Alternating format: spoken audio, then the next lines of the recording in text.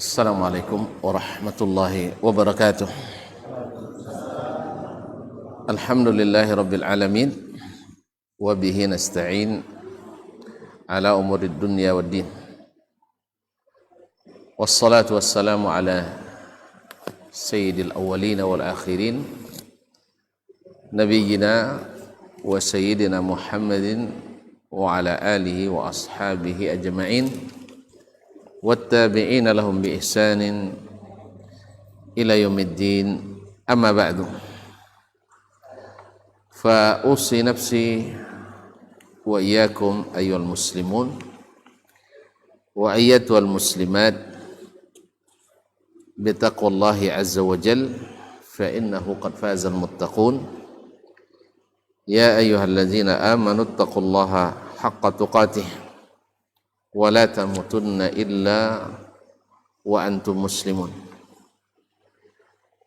Bapak dan ibu-ibu, saudara-saudara dan saudari, kaum muslimat, kaum muslimin dan muslimat, jemaah salat maghrib dan insyaallah isya di Masjid Babus Salam, Kampung Bau, Mojalai, Kampar Utara, yang saya muliakan, yang saya hormati, yang saya cintai. Alhamdulillah, pada kesempatan ini Allah kembali mengizinkan kita untuk sama-sama berada di rumahnya yang mulia ini. Mudah-mudahan kehadiran kita diterima oleh Allah Subhanahu wa taala sebagai amal saleh kita, yang mudah-mudahan menambah panjang catatan kebaikan yang nanti di akhirat menggembirakan kita. Amin. Ma'asyiral muslimin wal muslimat yang dirahmati Allah Subhanahu wa taala, selanjutnya selawat dan salam kepada Nabi besar junjungan alam, Nabi kita Muhammad sallallahu alaihi wasallam, yang telah mengajarkan kepada kita agama ini dengan sebaik-baiknya dan sejelas-jelasnya. Semoga Allah mudahkan kita untuk memahami, kemudian mengikuti, sehingga di akhirat nanti kita dapat mendekati Nabi alaihi salatu wassalam.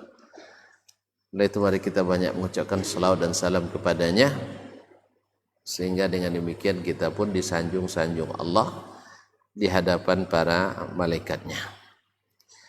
Ma'asyiral muslimin, ma'asyiral muslimat yang dirahmati Allah SWT, kembali kita lanjutkan tentang syurutu as-salah. Itu masih rukun yang kedua dari rukun Islam, yang tentu saja mudah-mudahan mendapatkan tempat yang terbaik di hati kita. Karena yang pertama nanti ditanya di saat kita kembali kepadanya adalah tentang salat. Sudah kita bahas sebelumnya syarat-syarat sahnya salat itu mulai daripada al-Islam, sepada berakal, kemudian balik atau mumayyiz, kemudian terakhir kemarin adalah izalatu an-najasah, menghilangkan najis, yaitu tidak salat dalam kondisi badan bernajis atau tempat bernajis atau pakaian bernajis. Alhamdulillah sudah kita bahas panjang lebar, sampai juga kita sebutkan hukum salat di kuburan dan juga salat di tempat pemandian atau di toilet atau WC. Di antara ulama ada yang menyebutkan dilarangnya salat di tempat seperti itu karena adalah tempat najis di situ. Dan sebagian mengatakan dilarang sholat di kuburan karena disebab ta'abbudi, adalah sebab-sebab yang sifatnya ibadah. Hanya Allah SWT melarang kita, lalu kita ikuti larangannya tersebut dan kita tidak mendirikan sholat di tempat itu. Ma'asyarul kiram yang dirahmati Allah SWT, kemudian syarat yang selanjutnya adalah satru al-aurah, yaitu menutup aurat dalam sholat. Dan pada asalnya menutup aurat itu bukan hanya dalam sholat, adalah wajib. Bahkan menutup badan kita dengan pakaian itu adalah dianjurkan. Sehingga orang yang tidak berpakaian disebut orang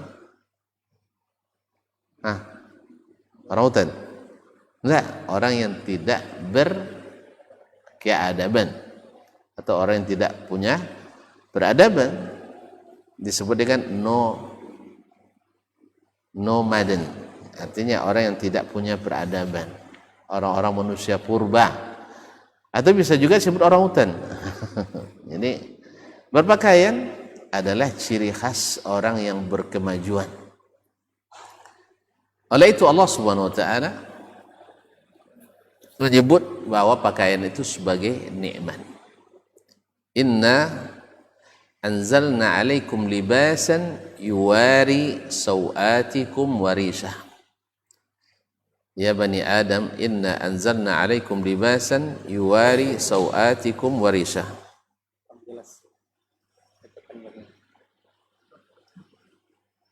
Kurang jelas. Rasanya lebih jelas. Baik. Masyaallah kiram, tulang di awal tilik. Anda tidak jalan, tidak nyambung dah. Baik. Allah SWT menyebut pakaian itu adalah sebagai karunia dan nikmat yang harus dipelihara dan dijaga.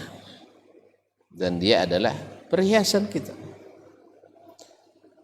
Oleh itu ketika Adam alaihissalam melanggar aturan Allah di surga, jangan mendekati pohon yang disebut oleh iblis, bukan Allah yang menamakannya. Iblis menyebutnya dengan syajaratul khuldi, pohon khuldi, pohon keabadian. Karena iblis berhasil menipu Adam dan Hawa dengan mengatakan pohon itu sebagai pohon abadi. Ala adullukum ala syajaratil khuldi wa mulkin la yablah. Mau tidak kalian aku tunjukkan kepada kalian pohon keabadian dan kerajaan yang takkan pernah punah. Tertipulah Adam alaihissalam dan Hawa alaihissalam, sehingga mereka mendekat, airnya tepikan, akhirnya mereka merasakan buah pohon tersebut. Falamma dhaqa syajarata badat lahuma sawatuhuma. Ketika keduanya sudah mencicipi buah pohon yang disebut iblis sebagai pohon khuldi tadi, badat lahuma sawatuhuma, langsung terbuka pakaian keduanya sehingga terlihat auratnya. Ternyata terbukanya aurat itu adalah hukuman, bukan kehebatan, bukan kemajuan. Makanya kaum muslimin dan muslimat, kalau terbukanya aurat sebenarnya itu adalah hukuman dari Allah Subhanahu wa taala. Falamma dhaqa asy-syajarata badat lahuma sawatuhuma. Ketika keduanya merasakan buah khuldi tersebut atau buah pohon yang dilarang, jadi tepatnya pohon larangan tadi. Allah sebanyak itu pohon itu juga yang nampak. Ya, sebanyak pohon yang manis-manis, yang rindang-rindang, yang teduh-teduh, tapi sampai juga ke pohon larangan itu. Coba bayangkan bagaimana rayuan iblis alaihi la'natullah, apalagi kita yang tak pernah nampak iblis tu kan tak nampak dah. Ini kita ditipunya selangkah demi selangkah, sejengkal demi selengkal. Makanya disitulah pentingnya kita berilmu. Orang berilmu itu syaitan takut kepadanya, baik syaitan jin maupun syaitan manusia, takut mereka. Sebab apa? Orang berilmu itu tidak bisa ditipu. Tapi orang yang tidak berilmu mudah tertipu. Makanya syaitan kalau tidak mampu bawa kita ke maksiat, dibuatnya kita seolah-olah buat kebaikan padahal juga maksiat. Kan dia bilang, saya menasihati kalian berdua, kata. Inni lakuma laminan nasihin. Saya ini, wahai Adam dan Hawa, menasihati kalian berdua. Sebab saya dapat bocoran dulu kalau kalian makan itu akan kekal di surga. Itulah masanya. Padahal Allah sudah tunjukkan, ya Adam, ya Hawa, hadza aduwwun lakum, hadza aduwwun laka wa li zawjik. Kata Allah kepada Adam, ini adalah musuh bagimu dan musuh bagi istrimu. Tapi terpercaya juga Adam alaihissalam bahwa iblis menasihatinya, memberikan masukan yang paling berharga. Allah musta'an. Lalu terbuka pakaiannya. Fatafiqa yakhsifani alaihima min waraqil jannah. Lalu keduanya pun berusaha menutupi auratnya dengan daun-daun pohon dan daun yang ada di surga. Jadi terbuka aurat itu bukan kebaikan, itu adalah keburukan. Oleh sebab itu, kaum muslimin dan muslimat dirahmati Allah, Allah memerintahkan kita setiap akan pergi salat atau pergi ke masjid untuk berpakaian yang terbaik. Ya bani Adama khudhu zinatakum inda kulli masjid. Wahai bani Adam, ambillah pakaian kalian ketika atau setiap kali pergi ke masjid. Artinya setiap kali menunaikan salat, ambil pakaian yang terbaik. Allah menyebut pakaian itu dengan zinah. Zinatun artinya adalah perhiasan. Jadi pakaian itu adalah perhiasan. Kalau pakaian disebut perhiasan, berarti manusia itu indah dengan pakaiannya. Manusia itu gagah dengan pakaiannya. Oleh itu kaum muslimin dan muslimat dirahmati Allah SWT, maka dalam salat ya dan di luar salat mesti kita menutup aurat, dan Allah jadikan sebagai syarat bagi sahnya salat kita. Nah, menutup aurat adalah salah satu dari syarat sah salat. Karena Nabi SAW mengatakan, la yaqbalullahu salatal haidhi illa bi khimar. Tidak Allah terima salat seorang wanita yang sudah balik kecuali dengan memakai penutup kepalanya. Dengan khimar, itu adalah penutup kepala. Kenapa Nabi menyebut penutup kepala, tidak menyebut yang lain? Kalau kita sebutnya mukena ya, atau kerudung, apa namanya? Enggak kerudung lah. Talakung, telekung ya, telekung. Sebab pakaian orang-orang jahiliyah dulu, ini harus dicatat, orang-orang Arab dulu sebelum Islam sekalipun, mereka yang disebut berpakaian jahiliyah itu adalah tetap pakaiannya lapang terusan ke bawah, tapi dari sini ke atas terbuka. Itu di masa itu pakaian masa jahiliyah. Lalu Allah wajibkan wanita-wanita muslimat untuk menyempurnakannya dengan memakai penutup kepala, karena bagian bawah sudah bagus. Jadi yang pakai you can see, tank top, apa lagi namanya, yang blue jean, apa namanya yang sampai nama legging dan sebagainya, itu orang jahiliyah dulu tidak sampai seperti itu pakaiannya wanitanya. Jelas? Jadi wanita jahiliyah yang disebut oleh Allah wala tabarrajna tabarrujal jahiliyatil ula, jangan kalian berpakaian seperti wanita-wanita jahiliyah dulu. Maksudnya adalah membuka dari bagian sininya ke atas. Padahal bagian di bawah itu lapang seperti pakaian apa istilahnya? Wantino dak lata apa nama baju apa? Daster, gamis. Ya, sampai ke bawah itu lapang. Tidak masuk yang sempit-sempit di bentuk tubuh itu. Makanya tinggal lagi Nabi mengatakan la yaqbalullahu salatal haidhi illa bi khimar. Allah tidak terima salat seorang wanita yang sudah balik kecuali pakai khimar. Yang kedua, pakaian wanita di rumahnya pada saat itu pada umumnya di depan mahramnya adalah pakaian wanita itu hanya menanggalkan khimarnya, menanggalkan jilbabnya. Sedangkan pakaian di bawah sampai menutup seluruh tubuh bagian bawah. Sehingga tinggal lagi Nabi katakan kalau nak salat wanita mesti memakai kerudungnya. Mesti menutup auratnya. Berarti seluruh tubuh wanita bagi laki-laki yang bukan mahram itu adalah aurah. Adalah aurat. Aurat itu aslinya adalah kehormatan yang harus dipelihara dan dijaga. Nah, sekarang kalau menutup aurat di luar salat atau di dalam salat adalah wajib. Apalagi di luar salat. Karena dalam salat orang tak akan mungkin nengok kiri kanan. Ya, tapi di dalam salat, di luar salat orang biasa saja melirik ke kiri dan ke kanan. Nah, pertama aurat laki-laki berbeda dengan aurat perempuan.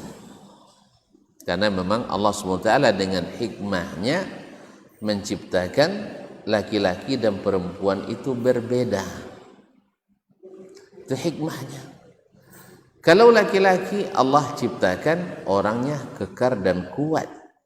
Makanya al-aslu kata orang Arab atau para ulama mengatakan al-aslu firruju al-aslu firrajulil khushuna wal aslu fil mar'atil luyunah. Hukum asalnya laki-laki itu orangnya tubuhnya kekar, kasar. Sedangkan wanita pada asalnya tubuhnya lemah dan lembut. Kalau ada laki-laki lemah gemulai berarti bermasalah ini. Tapi kalau ada pula perempuan kekar dan kasar juga ada masalah. Ini makanya laki-laki memang harus nampak kuat dan kekar. Sedangkan perempuan memang harus lembut dan lunak. Makanya wanita itu perlu ditutup karena apa? Karena orang senang melihat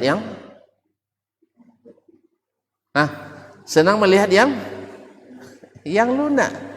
Sedangkan yang kasar, yang kekar orang apa nak dia tengok. Makanya laki-laki itu selalu terpikat dan tergoda oleh karena melihat, sehingga turunlah apa istilahnya kita dari mata turun ke hati. Pandangan pertama itu dari laki-laki pada umumnya. Makanya laki-laki itu asal mandang bermasalah. Kalau yang perempuan asal mendongong itu tidak seketik. Makanya laki-laki itu dosanya banyak di mata, sehingga waktu menangis dapat musibah pasti menutup mata. Kayaknya kalau jantan nangis kalau dapat musibah, jangan apa yang nangis tutup motor sampai nutup batu tengok je dulu. Nah, itu laki-laki, karena memang di laki-laki itu banyak dosa di mata. Yang perempuan dosanya banyak di mulut. Makanya kalau antino nangi nutui nanti muncung. Saya tengok. Tak pernah batin. Antino kebanyakan nangi nutui muncung. Karena memang antino banyak bercakap pada orang jantan lah. Banyak bercerita banyak dosanya. Kan itu banyak bercerita banyak dosa. Diteliti pada orang Inggris. Orang Inggris meneliti, betul rupanya laki-laki maksimal bisa bercakap sehari 7.000 kata lebih sedikit. Yang perempuan bisa berbicara dalam sehari sampai 24.000 kata. 3 kali lipat. Ya, 3 kali lipat. Makanya kalau banyak bini awak bercakap pada awak, dongon aja lah. Nyesal awak apa anak sakenek bu? Anak sakenek ancak-ancak lo puang tak dapat dia bini tu ngatur kayaknya lah. Tinggi bagian awak. Coba kalau anak banyak itu ya. Abi tu anak sodo pas waktu pulang lah ponik lah. Paling-paling minta pakciknya. Alhamdulillah. Tapi kalau anak tak nawa tu apanya suka bercerita, awak nak rumah siap-siap untuk kono ceramah. Jangan pulang tak lobo-lobo gitu. Allah musta'an. Ma'asyiral kiram dirahmati Allah. Jadi wanita banyak dosanya di mulut, laki-laki di mata. Oleh sebab itu Allah Subhanahu wa taala ciptakan laki-laki itu lebih banyak keluar dari perempuan. Sebab laki-laki lalu lalang tak kan diatin bono ada uang dah. Kayak sabuak-buak jantan bisa je berbini ancak. Tapi orang Tino agak payas kata. Apa sebab nyuan jantan suka nampak lawak nak makan, nampak lado nak sudah. Cintan juga kena ancak. Itu mata laki-laki.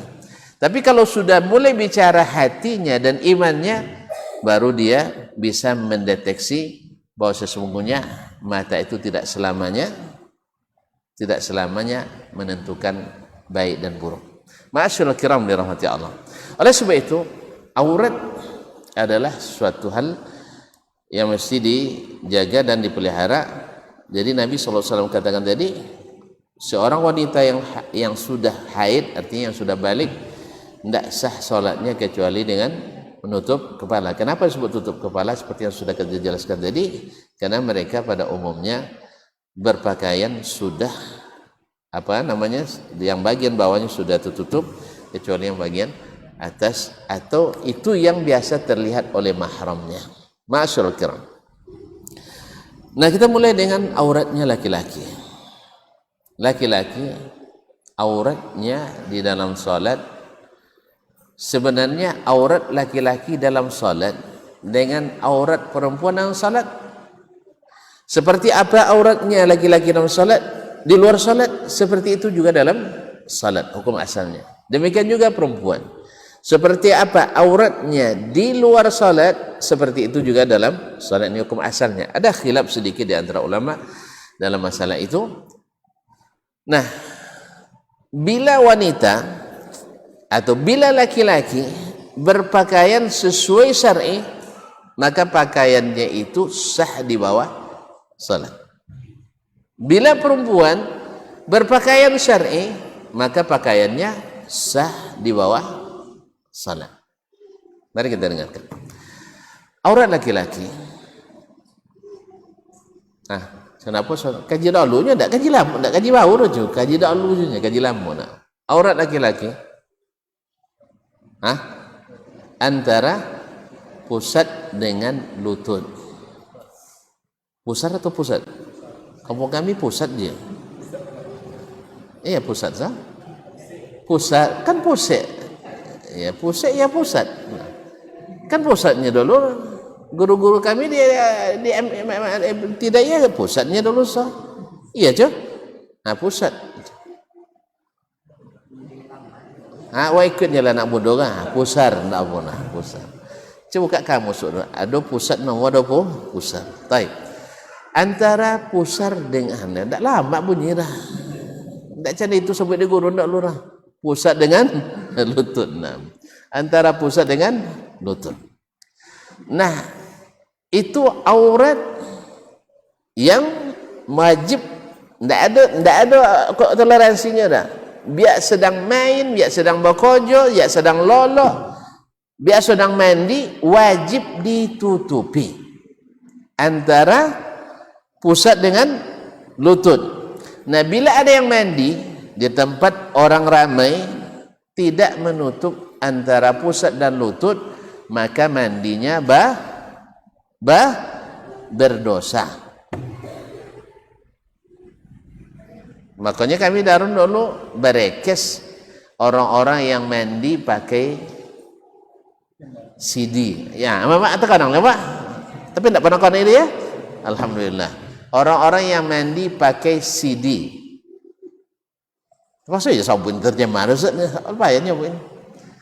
Orang-orang yang mandi pakai CD. Tidak CD-ROM lah. Orang-orang yang pakai tidak menutup aurat ketika mandi. Atau orang yang main olahraga tidak menutup antara pusar atau pusat dengan lutut, maka dia berdosa. Sebagian ada yang mengatakan itu kan darurat, Ustaz. Darurat olahraga itu termasuk darurat, maka boleh tidak menutup aurat. Itu darurat situ qada itu tuan. Nya darurat itu disebut darurat karena berkaitan ad-daruratul khamsah. Darurat al-khamsah, hal-hal yang asasi yang wajib dijaga, yaitu menjaga jiwa, menjaga agama, menjaga akal, menjaga kehormatan, menjaga harta.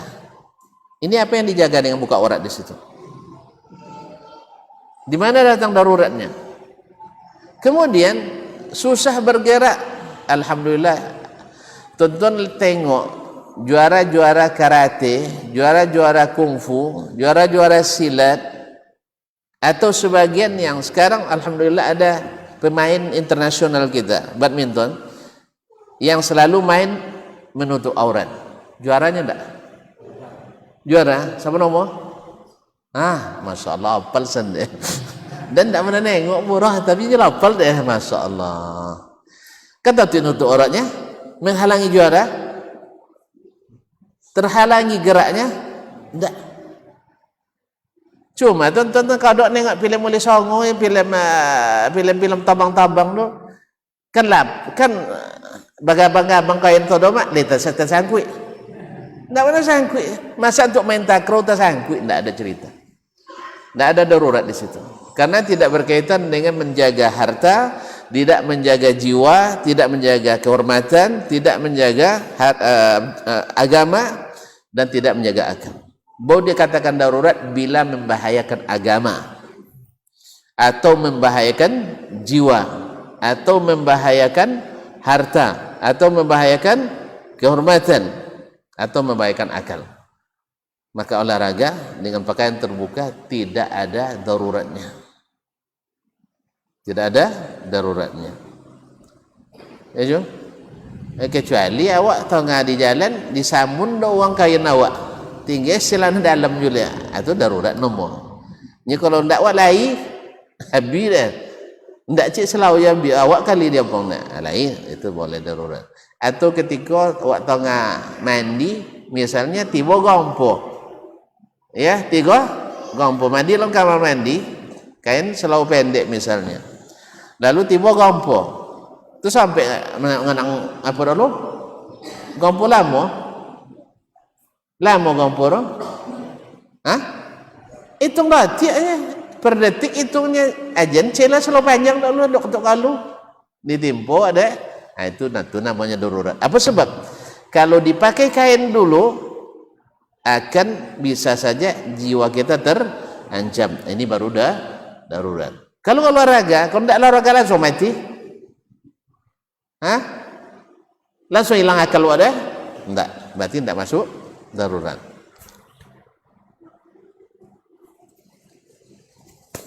Oleh sebab itu kaum muslimin dan muslimat dirahmati Allah, makanya ulama menyebutkan ad-daruratu tuqaddar biqadriha. Darurat itu ditentukan dengan kadarnya. Tidak semua orang asal asal nak buat sesuatu bilang dah darurat, tidak. Masyaallah kiram dirahmati Allah SWT.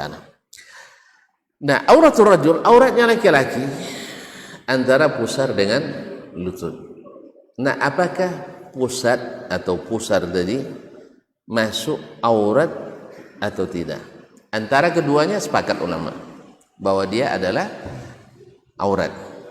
Artinya boleh tengok lutut mana? Lutut, jadi contoh lutut tidak, apakah dia aurat atau tidak aurat? Pusat atau pusar aurat atau tidak aurat? Wallahu alam, ya, berdasarkan dalil-dalil dari Nabi SAW, yang disuruh oleh Nabi menutupnya adalah al-fakhidz, yaitu paha. Artinya yang di atas lutut itu yang wajib ditutup. Banyak hadisnya, diantaranya adalah datang Abu Bakar radhiyallahu anhu yusri wa tankashifu rukbatah, kedua auratnya terbuka. Nabi SAW mengatakan, inna akhakum atau inna sahibakum laghamar. Ini Abu Bakar datang dengan tergesa-gesa ini, seperti ada masalah, sedang bermusuhan. Nabi tidak mengingkari Abu Bakar terbuka lututnya tadi, terbuka lututnya. Dalam hadis Abu Sa'id Al-Khudri radhiyallahu anhu, Nabi melewati seorang sahabat yang terbuka pahanya, lalu Nabi SAW mengghatti fakhidhak fa inna fakhidhar rajuli min auratihi, tutup pahamu karena paha seseorang itu adalah bagian dari auratnya. Ini di luar salatnya. Ma'asyiral kiram dirahmati Allah SWT, Jabir bin Abdullah radhiyallahu anhu pernah dalam perjalanan suatu malam, lalu pakaiannya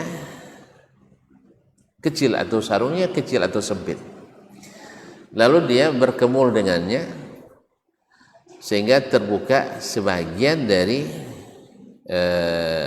yang di bawah.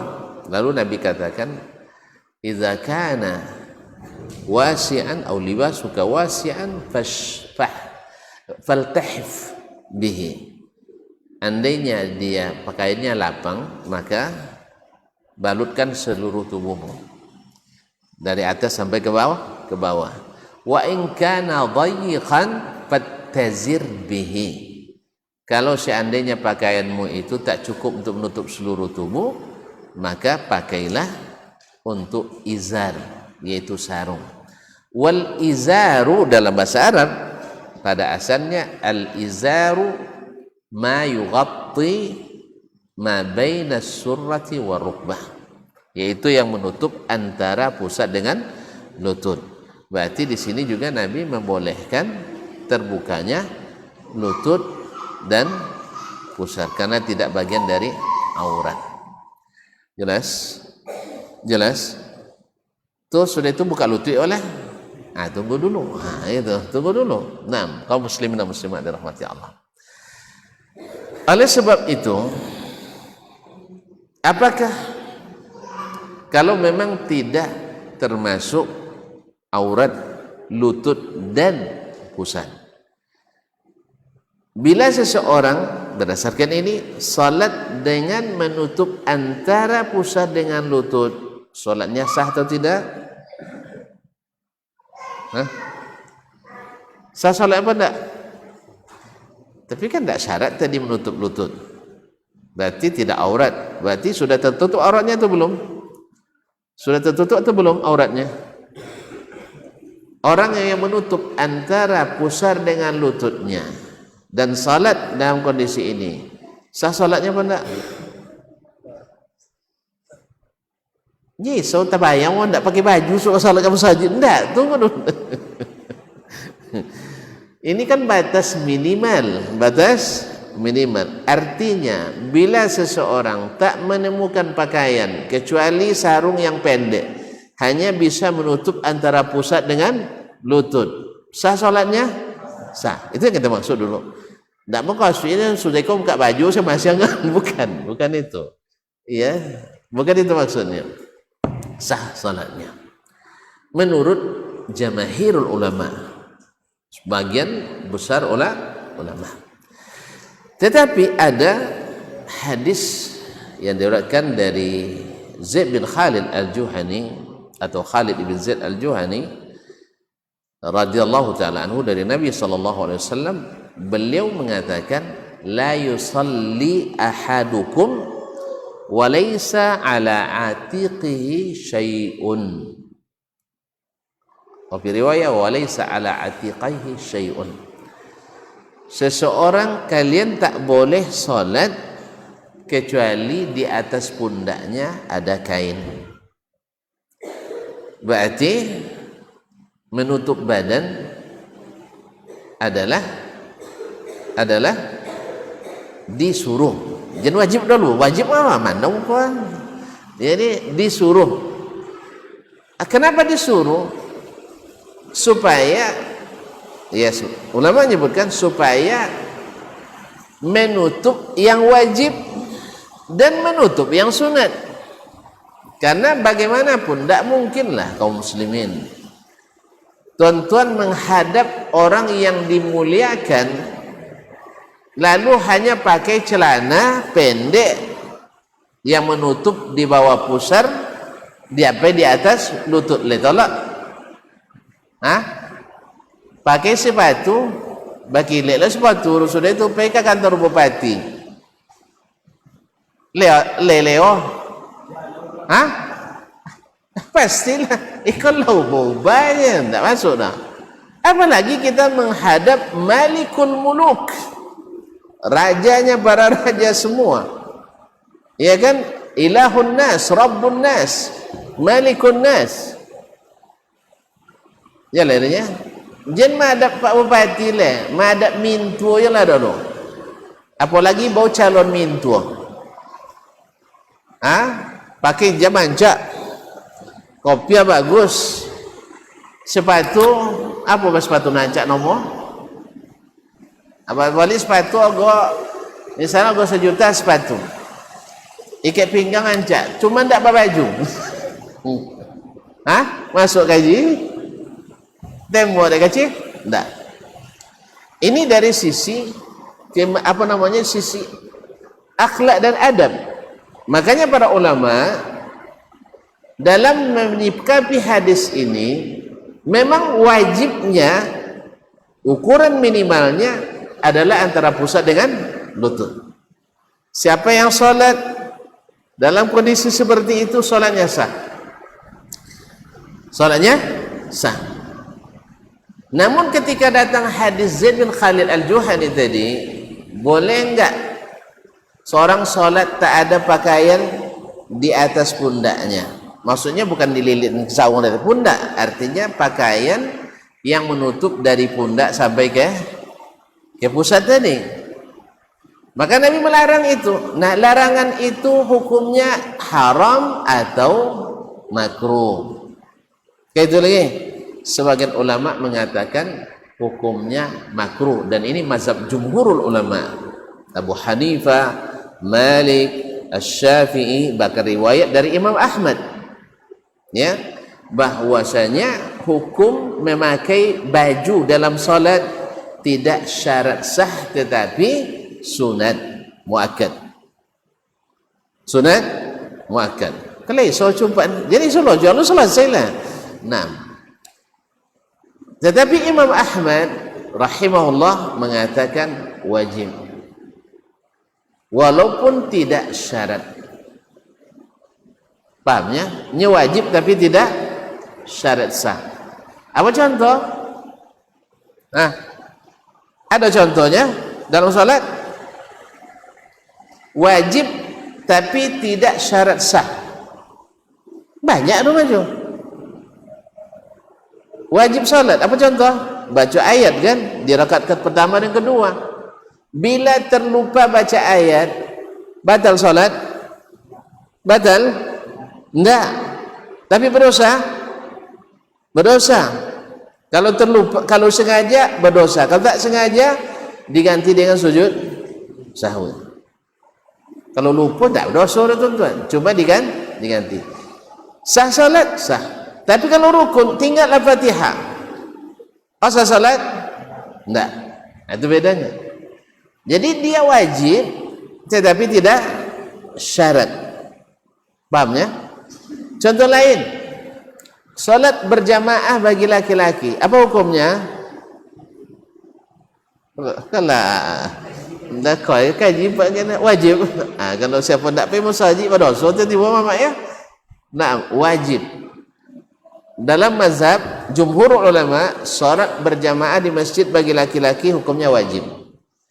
Nah, bila dikerjakan sendiri di rumah, tidak bersolat di masjid, atau solat di kebun sendiri, ya, sah solatnya? Sah, tapi berdosa karena tidak berjamaah bagi yang mengatakan wajib. Ancak sampai wajib lah tu. Nak lay bau untung awaknya kalau nak diwajibkan ugi tawi ti ai. Ya mama ya. Kalau sampai sunat deh, alhamdulillah. Kau jangan kaji awak tunggu-tunggu runyanya. Esok pagi mulai tak salat berjamaah. Tapi kalau dia sampai wajib, ya dia membutuhi lo mula, menolak lo mula, kaji sodoh haram, sodoh wajibnya kan. Nah, tapi akhirnya setelah dilaksanakan, dikerjakan, rupanya nikmat rupanya. Sampai-sampai kalau tidak salat musajid, saya rasa tidak salat. Sebab apa? 27 kali lipat. Senang cek gaji 27 kali lipat.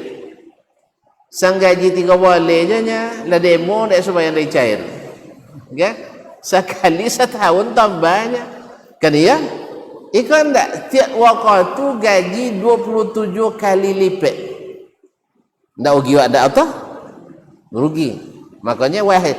Kalau dia pemimpin misalnya kok sampai jadi presiden dan wajibkan uang Islam. Uang Islamnya mana Islam kan tak salat dah. Wajibkan uang Islam yang kerja di instansi pemerintah untuk salat berjamaah.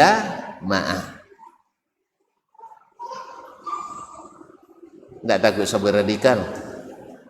Presiden wak sampai takut sampai radikal jadi presiden je lah. Nah, di mana lah radikalnya? Menyuruh taat tu mah. Kalau suruh taat sampai radikal berarti suruh taat kepada Pancasila kan radikal tu jadi. Allah musta'an. Baiklah kaum muslimin muslimat. Jelas? Ada jalero? Jadi menurut Imam Ahmad rahimahullah, menutup badan hukumnya wajib. Hukumnya wajib. Artinya jangan sampai kita salat dalam keadaan bertelanjang badan atau bertelanjang badan bagian atas. Walaupun sah salatnya tetapi tidak dianjurkan. Apa sebab? Ya tadilah dari sisi supaya kita mengumpulkan menutup aurat yang wajib dan menutup aurat yang sunat. Karena pada asalnya badan kita ini kita sembunyikan dari orang kecuali kepada Allah yang Allah halalkan. Jelas? Jelas? Nah, kemudian kenapa harus ditutup? Ya. Sebab kalau hanya sebatas di atas lutut dan di bawah pusar, kemungkinan terbuka aurat yang lain itu besar. Apalagi yang berbadan besar. Ya. Kalau sampai pakai gensawung atau pakai celana pendek Hawaii, alhamdulillah statutu pusat di atas bawah pusat, ya, karena pusat tidak aurat, kemudian tertutup di atas lutut atau iya di atas lutut, karena lutut bukan aurat. Ketika kita ruku, yang di sini turun, yang di sini naik, akhirnya terbuka sebagian pamenggak, ya pamenggak nomor apa? Hah? Berarti kan di bawah pusat tuh terbuka aurat kita. Kemudian yang di sini naik ke atas, terbuka paha kita. Oleh sebab itu maka jangan berpegang pada batas-batas minimalis tadi. Jalannya mah? Jadi cuma kalau ambil anduk cik langsung solat di anduk enggak. Nah, cuman ini kan untuk meringankan bagi kaum muslimin. Andainya dalam kondisi yang tak memungkinkan, ini sudah cukup. Tapi dalam kondisi normal, kembali ke ayat tadi, ya bani adama khuzu zinatakum inda kulli masjid. Wahai anak Adam, ambillah perhiasan, yakni pakaian kalian setiap pergi ke masjid. Makanya Imam Abu Hanifah rahimahullah, ya, beliau setelah mendapatkan atau ditegur oleh salah seseorang, kalau tidak salah anak kecil malah menegur beliau setiap sholat selalu memakai pakaian yang baru, karena ayat tadi khudzu zinatakum inda kulli shalah. Kalau tidak yang baru dipakai. Nah, lihat iso nang ora sih. Wangi bini ke awak ke tiap solat berarti mulai saya awak pakai baju. Kembali mau pembantu mau mana tak? Jadi tapi setidaknya pakaian yang bagus, pakaian yang rapi, pakaian yang menutup aurat, bukan minimalis. Jelas? Azan? Silakan. Azan dulu. Kemudian nanti ke auratul mar'ah.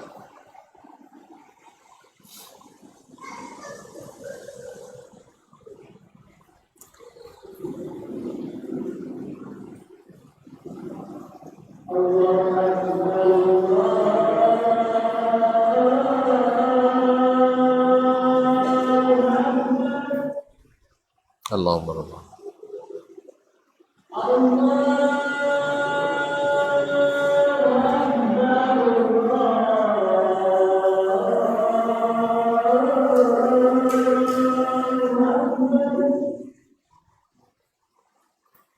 Allahumma rabbana.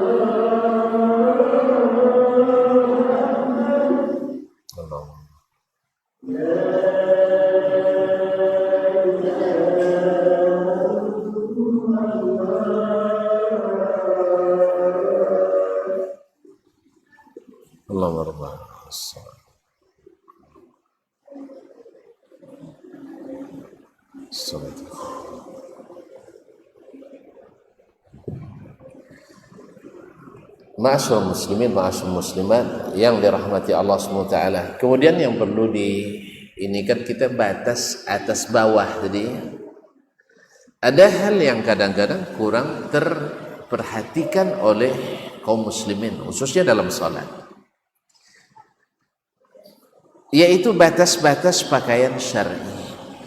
Kalau tadi batas atas bawahnya di atas lutut, di bawah pusar.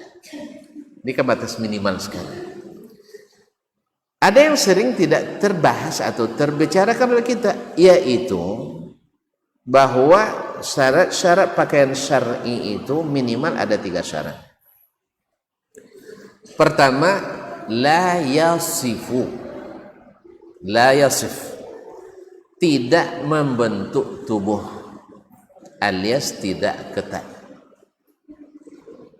Walaupun ditutup sampai ke puncak kepala, tetapi membentuk tubuh tetap tidak sah, ya, tetap tidak dianggap menutup aurat. Ini baru membalut aurat, ini namanya membalut aurat, khususnya aurat yang tadi al-mughalladhah tadi.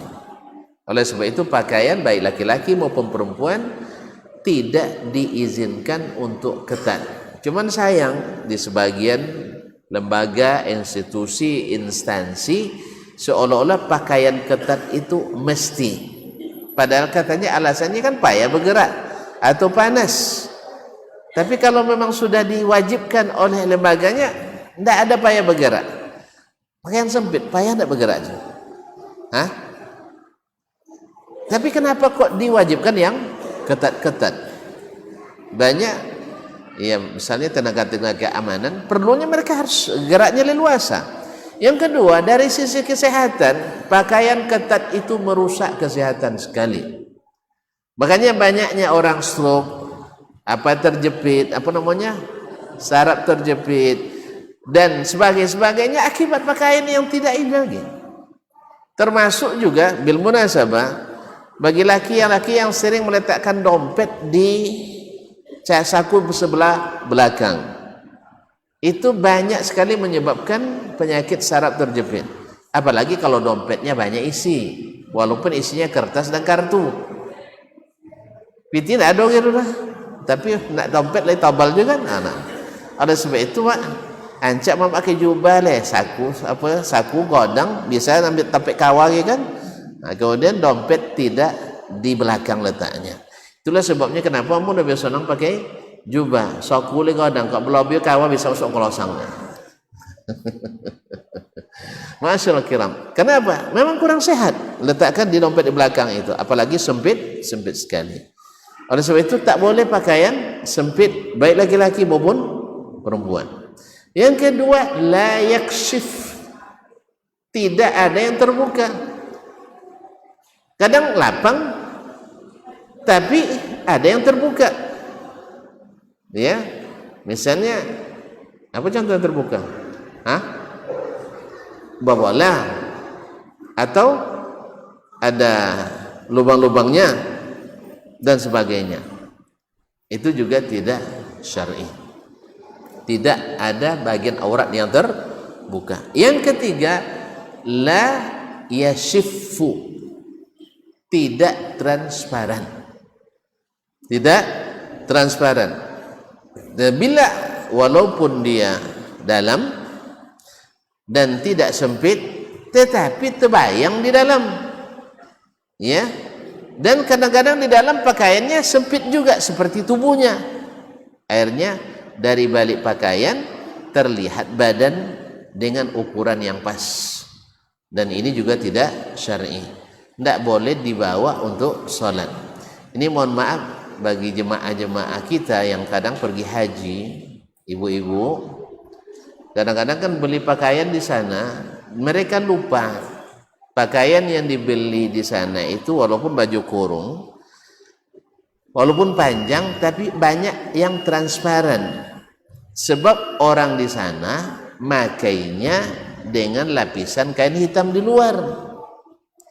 Lalu jemaah haji kita dipakainya sejak berangkat dari Mekah, lewat bandara Jeddah, lewat bandara Jakarta atau Batam sampai ke Pekanbaru. Mohon maaf, nampak semua pakaian yang ada di balik itu. Ini juga tolong diperhatikan bagi yang pernah pergi ke tanah suci. Dan kadang-kadang dibuat atau dipakai ketika acara ikatan persaudaraan haji, kadang pakai itu. Mereka lupa bahwa itu di sana dijual karena orang sana kalau keluar memakai pakaian lapis luar, bukan langsung pakaian putih-putih itu. Oleh sebab itu kalau nak pakai juga beli juga lapisannya itu, ya, beli juga lapisannya itu. Jangan hanya yaitu. Kalau nak pakai juga jangan pakai di luar, tapi pakai dalam rumah. Dan tidak Kalau dipakai untuk sholat sama dengan tidak menutup aurat. Nah ini tiga, ini harus perhatikan. Kalau ulama menambahkan, bukan ulama, dari Nabi SAW, yaitu laki-laki tak boleh memakai pakaian yang menyerupai pakaian perempuan. Awak jantan pakai rok pula, itu menyimpang itu. Dan sebaliknya awak tino pakai dasi pula, itu juga sebenarnya penyimpangan. Laki-laki menyerupai perempuan berpakaian, perempuan menyerupai laki-laki berpakaian, itu tidak boleh. Kemudian tidak memakai pakaian yang khas agama selain Islam. Kalau dia menjadi pakaian khusus, menjadi pakaian yang dengannya dikenal, oh ini orang agama ini nih, menjadi pakaian khusus kebesaran agamanya, maka kita juga dilarang, karena Nabi melarang tashabbahu, man tashabbaha biqaumin fahuwa minhum. Ya, demikian juga meniru pakaian-pakaian orang yang fasik, orang-orang yang suka berbuat dosa, yang orang-orang yang ahli maksiat. Kalau kita menirunya termasuk juga dilarang, karena akan melahirkan rasa cinta dan sayang, dan cinta dan sayang kepada ahli maksiat membuat kita juga menyukai maksiat. Ini baru selesai pakaian laki-laki. Pakaian perempuan tidak bisa panjang-panjang ya. Ya, perempuan ini tidak maklum bahwasanya wanita itu, ulama berbeda pendapat tentang aurat wanita. Sebagian ulama mengatakan al-mar'atu kulluha aurah. Wanita itu seluruh badannya aurat, terhormat. Berarti tak boleh satupun yang diperlihatkan kepada yang bukan boleh melihat. Ya, bukan semua orang, tak ada yang boleh melihat. Ya, mahramnya, kemudian suaminya atau anaknya. Ini pendapat pertama. Sampai ujung kuku, ujung rambut, ujung jari, kaki, itu semuanya aurat. Baik, kalau kita lihat ada sebagian atau banyak wanita muslimah yang berpakaian seperti ini, berarti memegang pendapat ulama ini.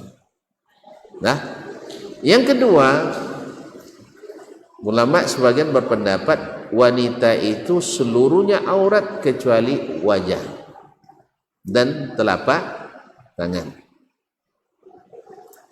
Mana telapak tangan, no? Iko kan? Oleh sebab itu iko mesti ditutup. Yang boleh dilihat ini. Ini kadang ini tidak sebagian.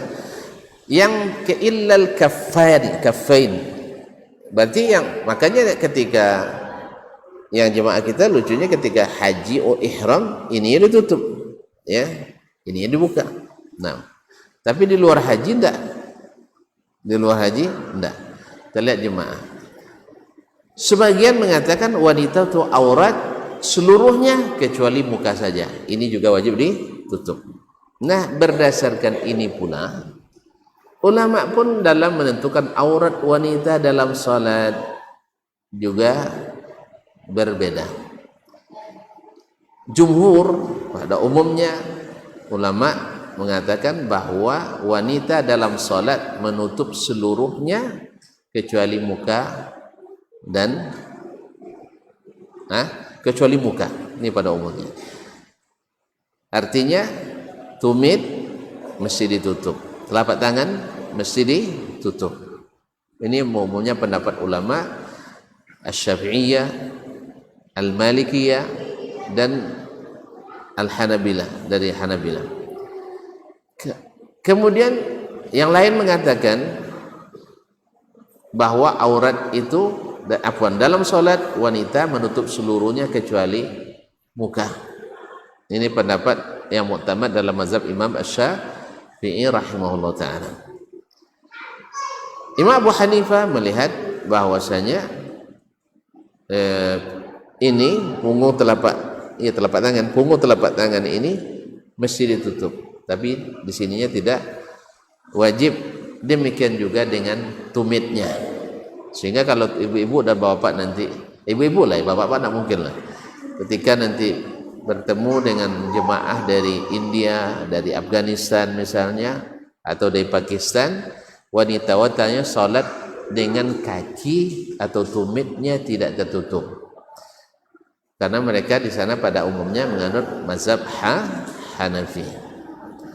Walaupun yang kuat dan rajih adalah yang boleh dibuka adalah mukanya,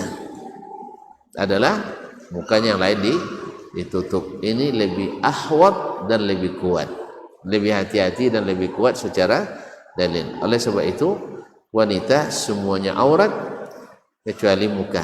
Nah, terjadi khilaf antara Al-Hanabilah dan yang jumhur bila wanita salat di depan laki-laki yang bukan mahramnya, seperti di Masjidil Haram atau ketika sedang di Mina atau mungkin di masjid-masjid ada terlihat oleh yang bukan mahram, maka Al-Hanabilah mewajibkan untuk wanita menutup mukanya dalam salat. Karena banyak dalil dari para sahabat, wanita sahabat, bila mereka sedang dilihat oleh laki-laki yang bukan mahramnya di tempat yang terlihat, mereka menutup mukanya yang harusnya wajib ditutup. Ala kulli hal yang jelas sebenarnya wanita itu bila menutup auratnya, maka pakaiannya sehari-hari itu sebenarnya cukup untuk salat. Makanya tidak perlu menambah seperangkat alat salat, sehingga nanti ketika menikah maharnya bukan lagi seperangkat alat salat, tapi seperangkat alat rumah tangga. Nah, gitu kan, dengan rumahnya sekali.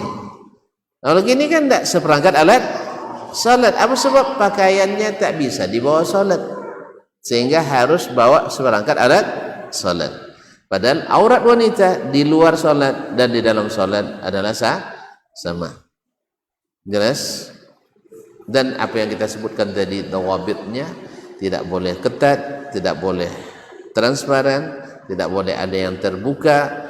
Ini juga diterapkan pada pakaian wanita, bahkan lebih. Sebab wanita pada asalnya lebih dilihat orang daripada laki. Laki tidak tengok warna badannya. Depan yang ditengok dia dompet letobel, dompet acunya. Iyalah, le banyak apanya penghasilan, le ancak kojo, le kojo tetap atau indah. Tapi kalau tino ndak, pasti mau tengok dulu le ancaknya gitu. Le pada buat hati nengok dia, kan itu tengok. Kan ya kan? Le pada buat hati nengok, kalau pada buat maju, kalau ada buat ndak maju dah. Berarti makanya wanita lebih patut untuk ditutup daripada laki-laki. Makanya aurat wanita lebih besar daripada auratnya laki-laki. Baik, barangkali sampai di sini. Ini tadi 2 syarat, tapi karena waktu, ya syarat sendiri juga karena terlalu detail. Tapi kadang-kadang ini penting untuk diingatkan. Baik, saya kira tidak ada pertanyaan. Alhamdulillah. Ayolah hujan kita tutup aja ya. Wallahu taala alam wa sallallahu ala nabiyyina Muhammad wa sallam wa subhanakallahumma bihamdik asyhadu an la ilaha illa anta astaghfiruka wa atubu ilaik. Wassalamu alaikum warahmatullahi wabarakatuh.